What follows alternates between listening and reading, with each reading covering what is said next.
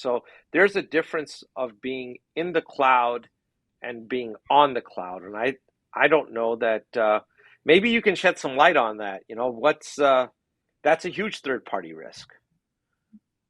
It's a huge third party risk. Yeah. And of course, Amazon and Google, and they've got tons of documentation that say, no, no, here is the line, right? Here are the things that we're taking care of, and here are the things that you're taking care of. And yet, again, because people weren't reading the documentation, I mean, when people first started moving to the cloud, it felt like every other day you heard about, this database was on an S3 bucket, completely, unauthenticated to the internet, and anybody could access it.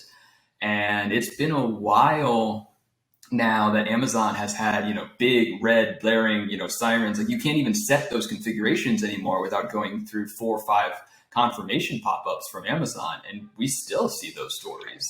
It is just amazing, sometimes, the level of trust that people give, the executives and teams give to these cloud environments, even though Amazon tries to make it as clear as possible that no, no, we will handle the infrastructure. If you're putting a web application on in our cloud, you are still responsible for the security of that web application.